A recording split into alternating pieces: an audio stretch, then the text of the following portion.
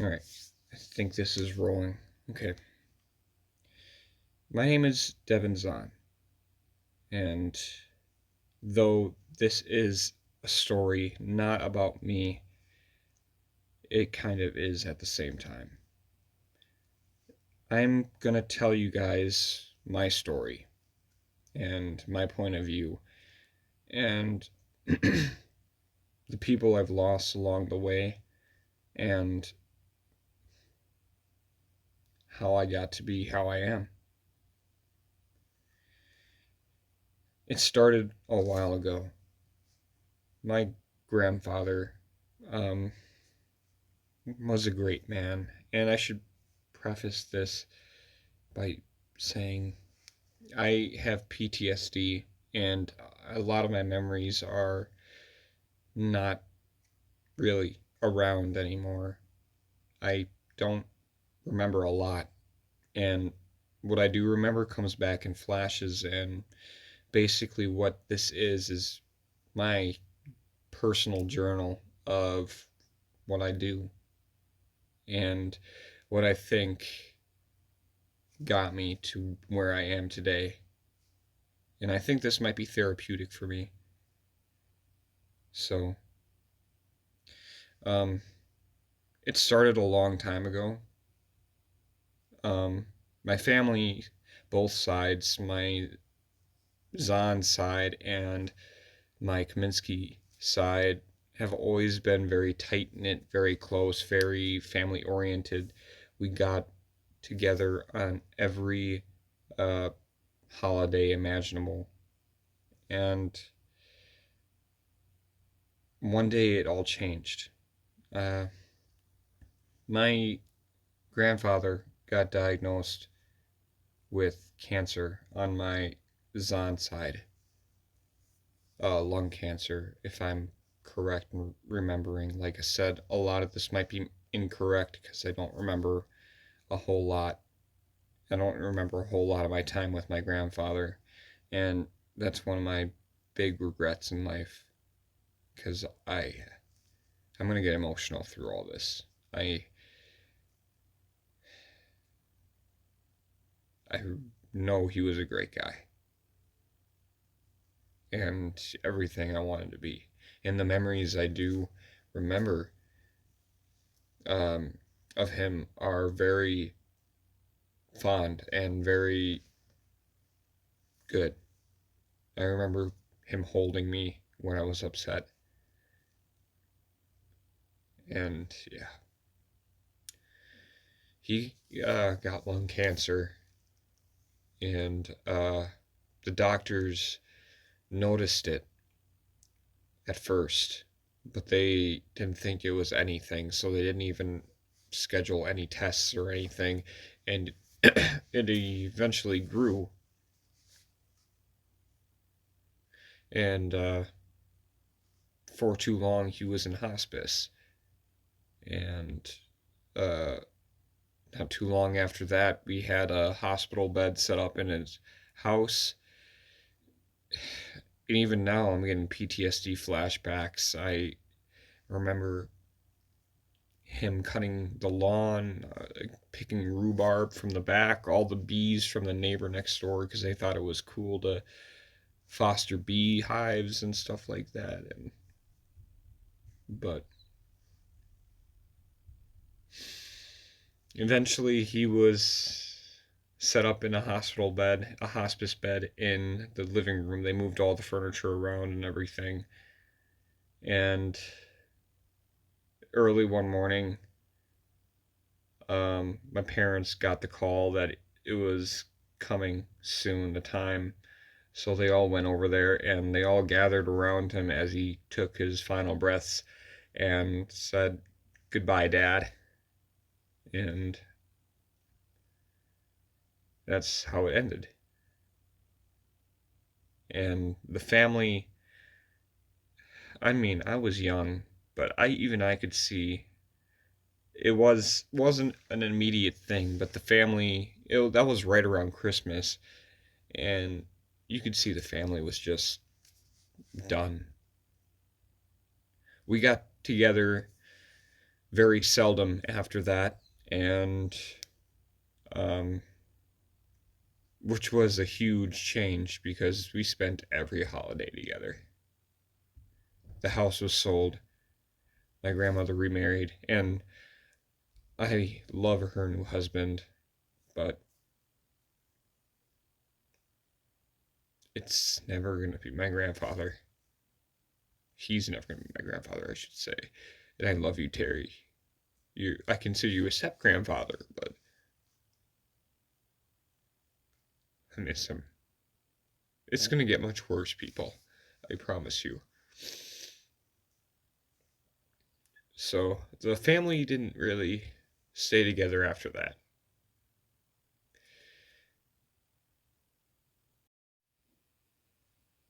We still celebrated Christmas that year, but it was very short lived and we weren't all there at the same time.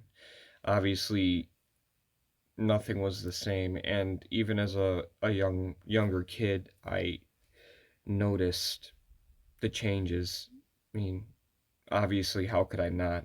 My grandfather wasn't there anymore, and um, but other members of the family and their families weren't there either. I didn't. I don't think Zach was there at all with his family, Kyle and their parents. But that was before Chris came around. But um, yeah, no. After my grandfather passed away, things were never the same. We didn't get together at holidays anymore. We didn't have a kids' table. We didn't have anything like that. After a while, after a couple years, my grandmother started setting up the Christmas tree again, and we started getting together for at least Christmas, which I really do cherish. I love my grandmother very much, and that's another thing I'm going to get to too. But uh, yeah, uh, life went on for a long time. Me and my cousin Zach made it to high school. Uh, we were doing good. We had at least two classes, I think three classes together, and everything was going good. I mean, he was bullied. I was bullied a little bit too, but not as bad as Zach. And um, but before I get into Zach, I'll talk about my stuff because Zach's stuff was, I don't know the extent of his bullying, but it definitely drove him down a dark path, and I tried to stop it. But my bullying wasn't as bad because I got along with everyone in high school. I was friends with a lot of the popular kids. I was a band geek. Uh, I was in a high school band. I did it all. I was in theater and I loved it all. I mean, but I remember one time in junior high school, um, there was this kid also named Zach that thought it would be funny one day before gym to throw me into a dirty laundry basket in the guy's locker room and shove me into a shower. After I got out and was trying to go for the door, he grabbed me by the knee and picked me up somehow and threw me into a locker head first. So I don't know how, but we ended up being friends. He's a good dude. I mean, I don't have any bad grief against him, but that was a pretty traumatic experience for me in my life too. And that was actually the junior high was actually the place of my first real relationship, and it was a great learning experience. That's all I can say because I really was not a good boyfriend. I mean, I was very faithful, very loyal, did everything for her. I just did not know how to initiate like kissing, holding hands, stuff like that. Very awkward. And, uh, that was a good regret for me because she was a really, really great woman, but I'm very happy that she found someone she loves and cherishes her because, uh, he, you know, they're both very great people. I know him too, and he's fantastic. I could not imagine a better person for her. So that part is good. um, but that breakup was hard, and there was a lot of stuff in junior high that really got to me too. But um, Zach, we didn't really come together until junior high. We always had this very, um, we were close, especially during the family holidays. We were close. We didn't really talk outside that much because it was the age before texting, and we went to different schools and all that. So we only basically saw each other on family holidays and family excursions and stuff like that. But we both played this card game called Yu-Gi-Oh, and this is going to get very graphic for a second. I had plenty of surgeries throughout my life, and one of them was what's called an undescended testicle. So, yes, that's very graphic. What it basically means is one of my balls was up in my stomach. So they had to surgically remove it and place it back down into the nether regions. And it's literally sewed into the cul-de-sac. We'll call it that. Cul-de-sac. And during that time, I received a card from one of my parents' good friends, Kurt, from the Strange Sessions podcast, called Winged Karibo. The cutest little card you would ever see. You guys aren't gonna look it up, and it was very, very important to me because it was a very important card in the anime series Yu-Gi-Oh that I was watching at the time, and uh, Zach had stolen it at a family event. It was either Thanksgiving or Christmas, and uh, for the longest time, I didn't know where it was. And eventually, he came forward because he felt guilty, and I kind of reamed him a new one for it. And well, we got past it, and we became really good friends when we got back to high school. And we had three classes together. We had science. We had no, we only had two, did we? Yeah. Okay, we had science and we had social studies together. History, basically. Um, I guess it is history. No, well, yeah, two because the third class was just yeah. I'll get into that, and actually, I'll get into that right now. So this is the story of Zach passing away. Zach and I were born on the same day in the same place, pretty much feet away from each other.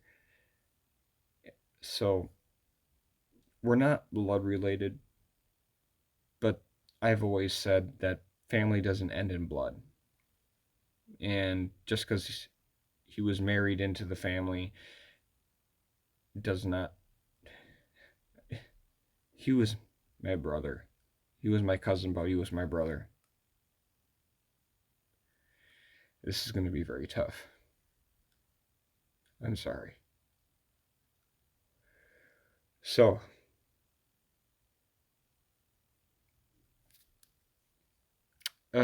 we had two classes together. Nope, three classes. You're right. I was right. Three classes.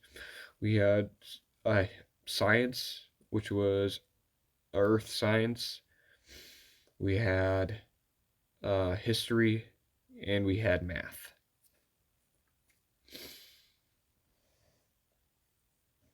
So the day he died, I was getting coming down the stairs in my old house, getting ready for school. The bathroom downstairs was directly next to the stairs going upstairs where my room was. And my mother was in there already. Door was closed, locked, yada yada yada. Well, actually, it wasn't locked. So, as per usual, I would go to the kitchen to grab something to eat and kind of snack on the chair in the living room while she was getting ready. So when she would get out, I would sneak in there and get my morning stuff done.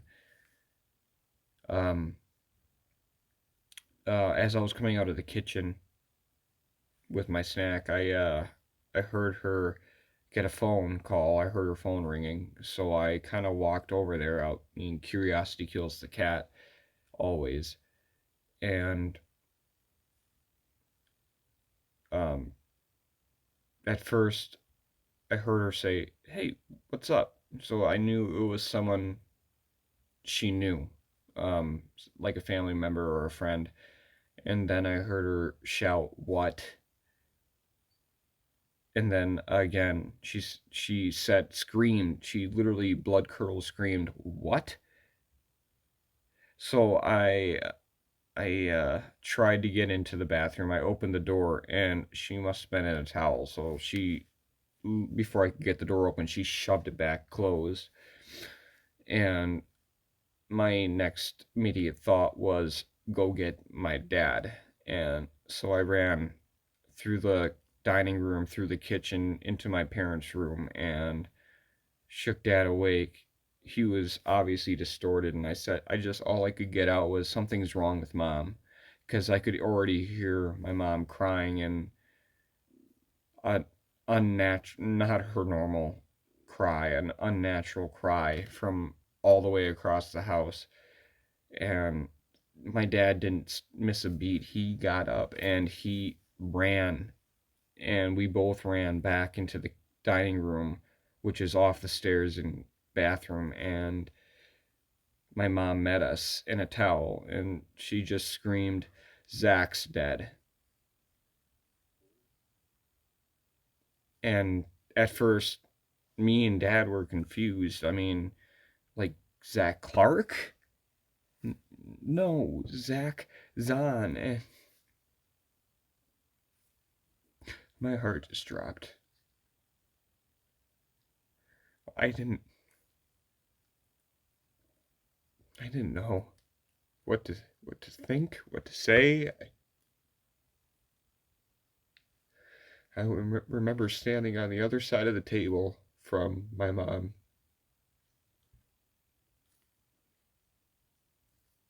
and just going numb, going numb. That's when, that's the second I changed. I might be crying now, but that's the day my view of the world changed. It's not good and evil. It's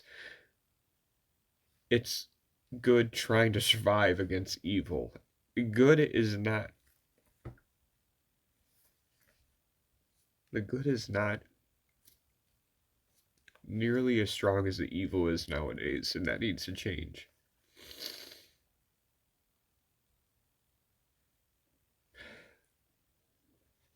I didn't know what to do.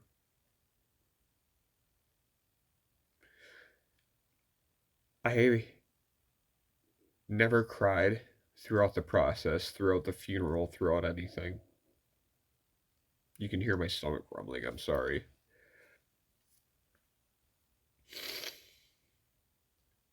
I never cried.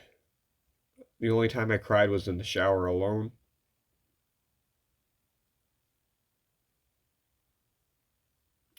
now I'm much more upfront with my emotions, and but that was the worst day of my life.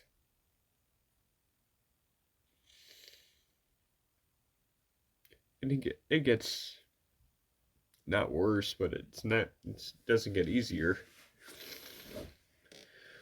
to get because the story's not over.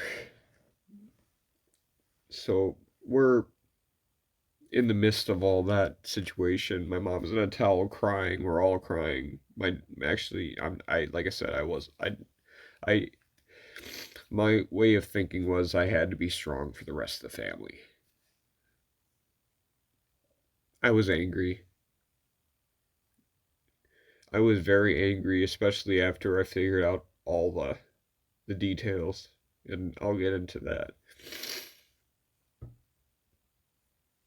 But my sister came down because she heard all the commotion. She usually sleeps till like 11 o'clock till like 2 o'clock in the afternoon.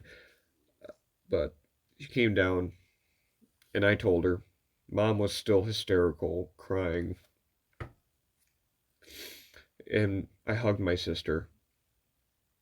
I do think that it did bring us closer together, so I am thankful for at least that.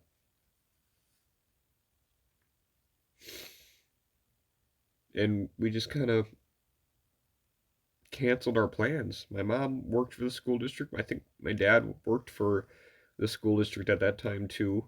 He was a janitor in the basketball court area, the JFK place at Lincoln where I live. Um, and I was getting ready for school, so we all canceled our plans. And but they went off to my aunt's where they were, consoling her and everything, and me and my sister were left to our own grief.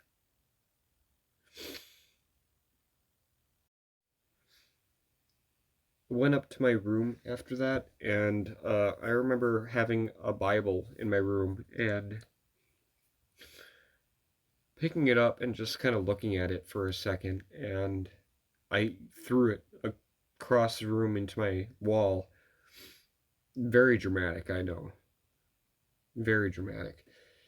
But everything just went silent. The entire day was just silence. I mean, I went downstairs and I sat in the chair opposite my sister in the living room, and we both just kind of stared at the TV blankly. And she wanted to chat, and I kind of shot her down. And like I said, this is all very much coming back to me in the moment, so I might be wrong, but this is just how I remember it. But I remember making the decision to keep getting ready, and I told my sister, and I insisted that I'm just going to go to school. I just need to get my mind off of it. And I left. She kept protesting, but I left.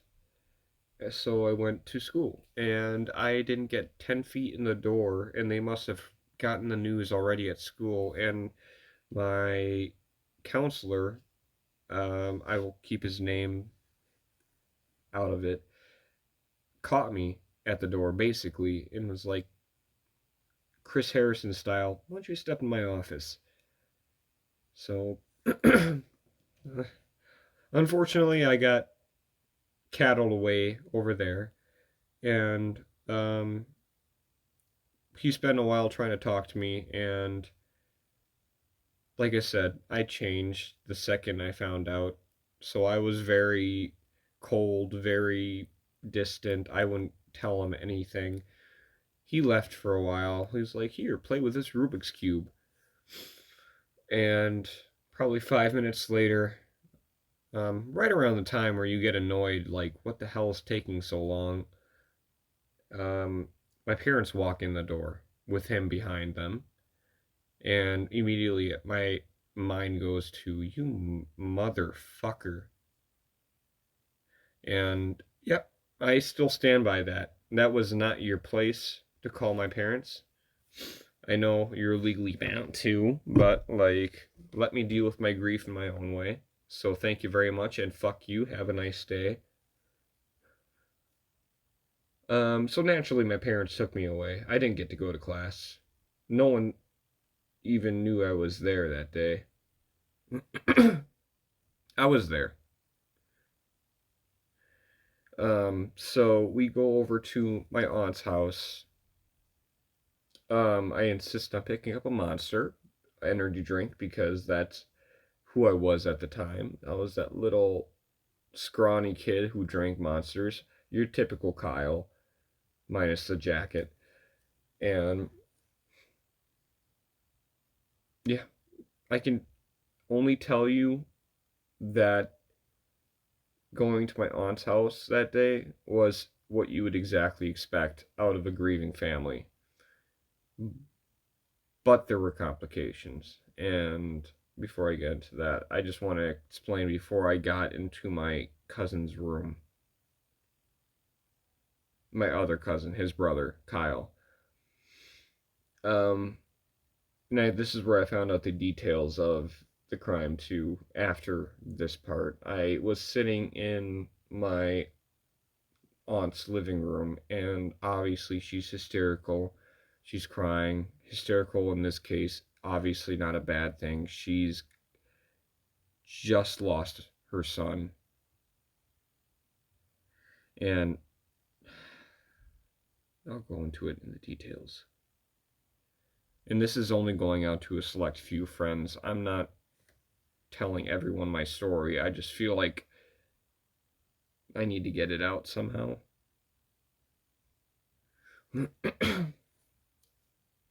She was crying hysterically, and I was sitting there, despondent, not really knowing what to do.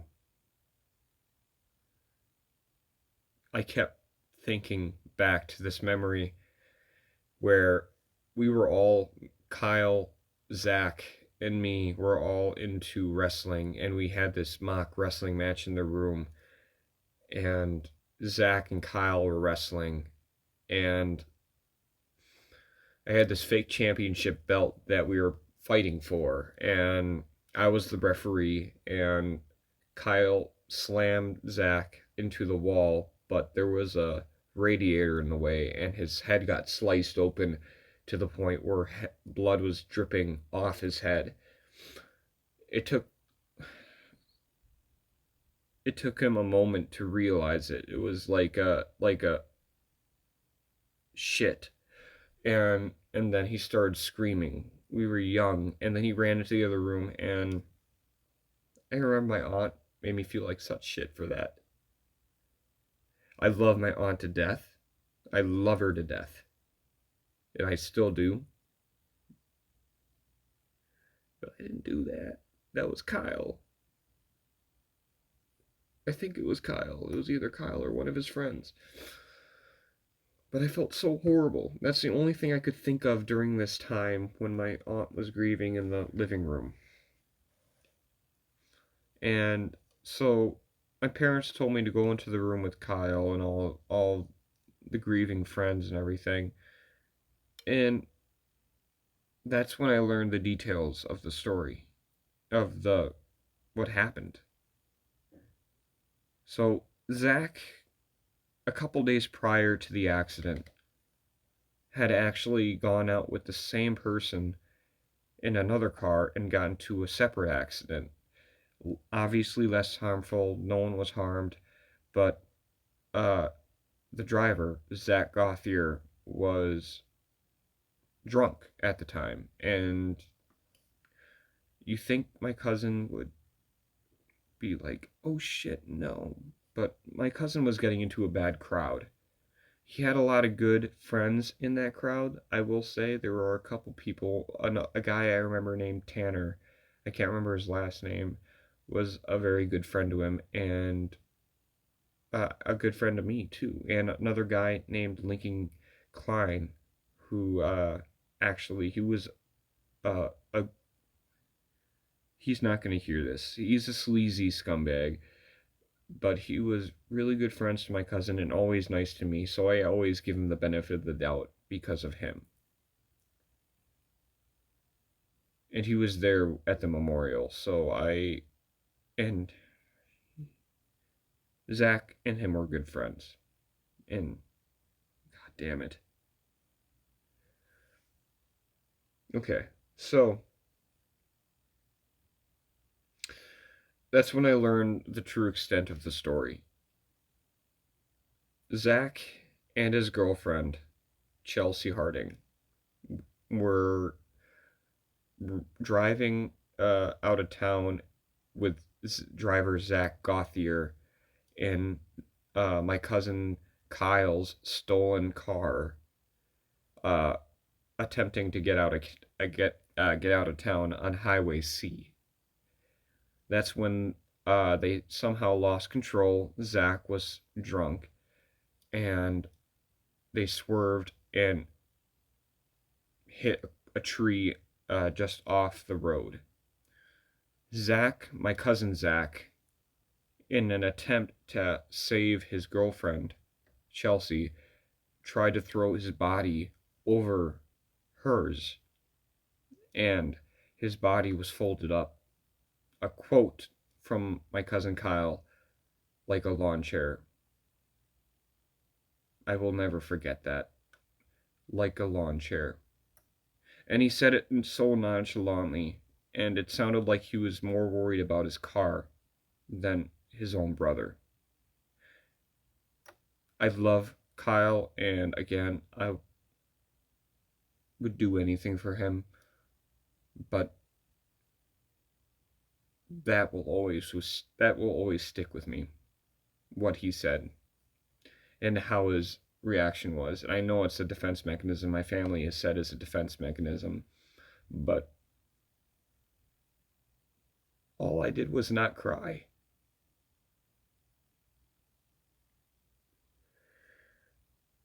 School. When I finally got back to school, a day or two later, I can't remember the exact time. Um, my first class was French. I remember the day pretty much down to the letter. Um, Everything was going fine in the class. No one mentioned anything until like the last 2 minutes before the bell rang to go. And I started hearing classmates talking about what happened. Did you hear about that kid? Yeah, oh yeah, he got killed. He got crushed. And I'm sitting there the whole time. Sorry. I'm sitting the whole time, quiet in the back, still stoic, not crying, not anything. And um, the bell's about to ring. And my French teacher stands up. Oh, yeah, Devin. I'm really sorry to hear about your cousin.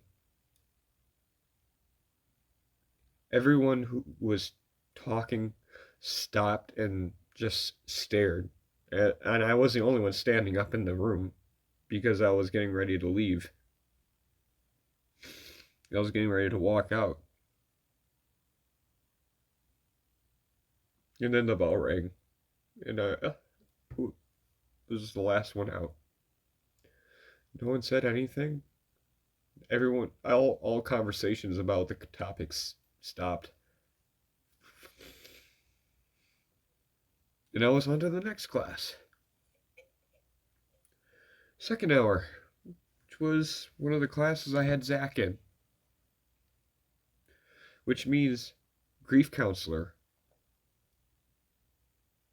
comes to talk to the class. Apparently, I chose the day to come back when the grief counselors were coming through.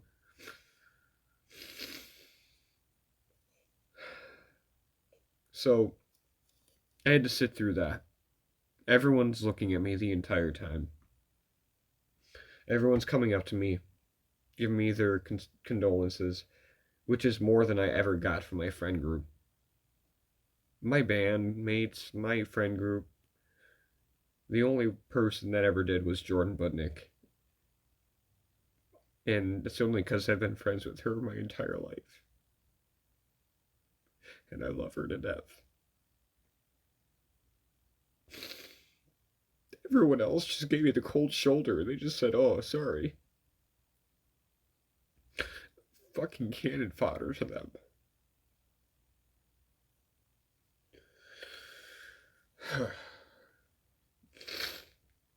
So, second hour, we had a circle. They moved the desks all into a circle.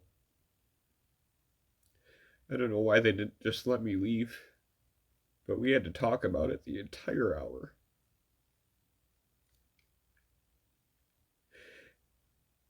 And everyone looked at me. Hell, every second there was an eye on me.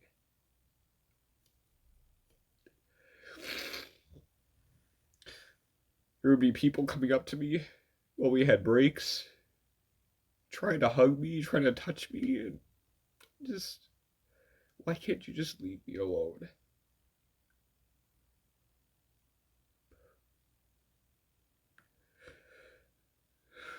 I hid pretty well for the next couple hours.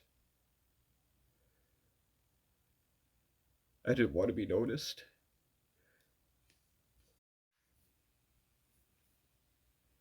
And then came social studies, history, and this was the hardest one for me because my teacher, Mr. Saraki, knew how close me and my cousin were. People in the class, the other students, even said looked like twins, even though we weren't even blood related. We were born on the same day and everything, so we kind of felt like we were. And I could tell he was getting into a bad crowd, Zach.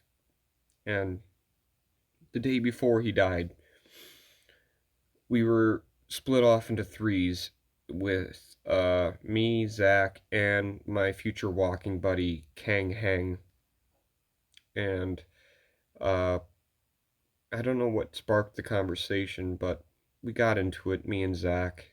And I tried to level with him. I told him how much, you know, we're worried about him. He's going down a bad path. He needs to stop what he's doing, reevaluate his life, and then get it back on track. And he started crying, and I started crying. And I remember the last thing I ever said to him was, I know I'm being hard on you, but I'm doing this because I love you. We had one more class together that day, but we didn't talk because we were just, yeah, didn't have anything to say to each other after that. And the day he died, the day I came back after he died, and they had the guidance counselor come in, the um, history teacher, Mr. Saraki, who is probably the one of the best teachers I've ever had in my education career, um, came up to me and insisted that I leave the class for a while the guidance counselor was there, which is what I wish would have happened in my science class. And me being the humble guy I am, politely refused, like, no, I'm good. I can handle this. He insisted again, Devin, go take a walk. That was his exact words. So I went and took a walk, and I mean, same thing. I came back in, and everyone just locked eyes with me as if I was some zoo animal. It's just like everyone's like, that's him. That's the family member. Like, so yeah, good times all around. The next class was math, and um, one of my very good friends, Courtney, was in there, and we got really close during that time. afterwards, but um, I mean, same thing there. Grodick even, who was my math teacher, Mr. Grodick, he even pulled me aside one day around lunchtime, and it was just even he saw something was changing in me, and he asked me, "Are you okay, Devin? You're kind of acting out a lot." And I told him straight out. I At that point I didn't care. I said, "Yeah, I kind of like it." So I my cousin died. We were born on the same day, in the same hospital, near the same room together, around the same time, and I survived. Should I have? I don't know, but I did. Maybe Zach should have been the one here right now telling you this, and I could have stopped it. The thing that I didn't mention is a few weeks prior to his death, his brother Kyle came to me because Zach had ran away. He ran away and Kyle knew where he was. And he tried to get me to come with him to get Zach. And I refused. 2 weeks later, he's dead. Tell me how I shouldn't feel guilty. Tell me why I shouldn't have these nightmares constantly about standing in the middle of the street, being the one causing the crash.